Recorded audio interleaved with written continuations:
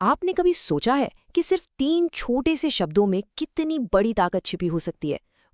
आज हम एक ऐसी ही स्टेटमेंट को, एक ऐसी ही वाक्य को बिल्कुल आराम से तोड़कर देखेंगे और समझेंगे कि इसके अंदर आखिर है क्या।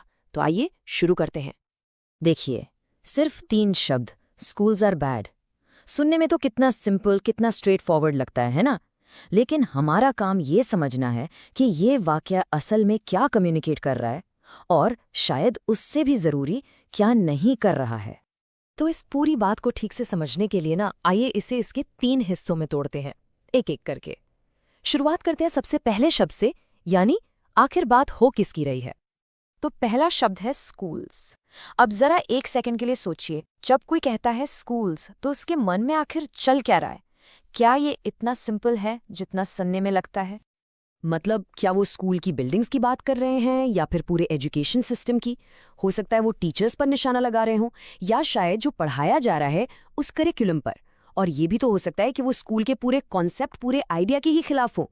देखिए, जब लिखने वाला ये साफ नहीं बताता तो वो जानबूझकर एक कन्फ्यूजन क्रिएट करता है। यही इसकी पहली परत है। ठीक है, अब आते हैं हम दूसरे शब्द पर, वो छोटा सा शब्द जो इन 2 टुकड़ों को जोड़ता है। और आप देखेंगे कि यही छोटा सा शब्द इस पूरे स्टेटमेंट को इसकी असली ताकत देता है। आर। इस शब्द पर जरा गौर कीजिए।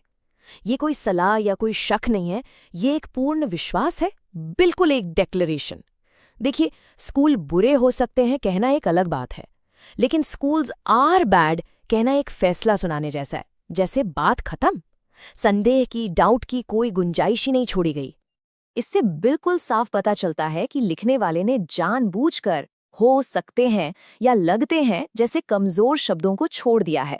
उन्होंने आर चुनकर एक संभावना को, एक पॉसिबिलिटी को एक सच की तरह पेश कर दिया है। अब हम इस स्टेटमेंट के आखिरी, सबसे सब्जेक्टिव और शायद सबसे शक्तिशाली शब्द पर आते हैं, जो है फैसला, यानी जजमेंट। और अब ये आखिरी शब्द, बुरा। बुरा एक ऐसा शब्द जिसमें पूरा का पूरा फैसला, पूरा वर्डिक्ट छिपा है। लेकिन यहाँ बुरा होने का आखिर मतलब क्या है? ये शब्द जितना ताकतवर है उतना ही धुंधला भी है। तो सबसे पहला सवाल यही उठता है, ये बुरा आखिर है किसके लिए?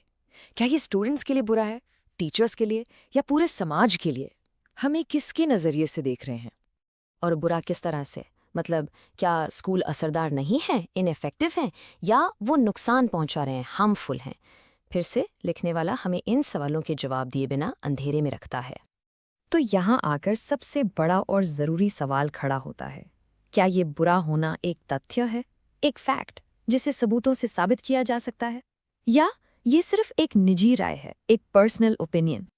ओके, अब जब हमने हर हिस्से को अलग अलग जांच लिया है, तो चलिए इस पूरे वाक्य को फिर से जोड़ते हैं। इस बार हम इसके पूरे लेयर्ड मतलब को देख पाएंगे। तो हमने क्या पाया? एक अनिश्चित सब्जेक्ट, स्कूल्स, जिसे एक पूर्ण विश्वास, आर, के साथ एक धुंधले से अनिश्चित फैसले, बैड, से जोड़ दिया गया है। सोचिए, यही इसकी बनावट है। एक अनजान चीज के बारे में पूरे यकीन से एक अजीब सा फैसला। तो अब जब हम इन 3 शब्दों को दोबारा देखते हैं, हमें पता चलता है कि ये सिर्फ एक छोटा सा वाक्य नहीं है।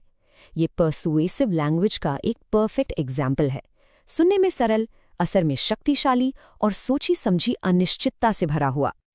पर एक बात साफ करना बहुत जरूरी है, हमारा मकसद इस बात को सही या गलत ठहराना बिल्कुल नहीं था। हम तो बस आपको वो टूल्स, वो औजार देना चाहते थे जिससे आप ऐसी किसी भी बात को खुद परख सकें। देखिए, लिखने वाले ने अपना सच आपके सामने रख दिया है। हमने उसे आपके लिए तोड़कर उसके पुर्जे पुर्जे अलग करके रख दिए हैं। अब आखिर में फैसला आपका है।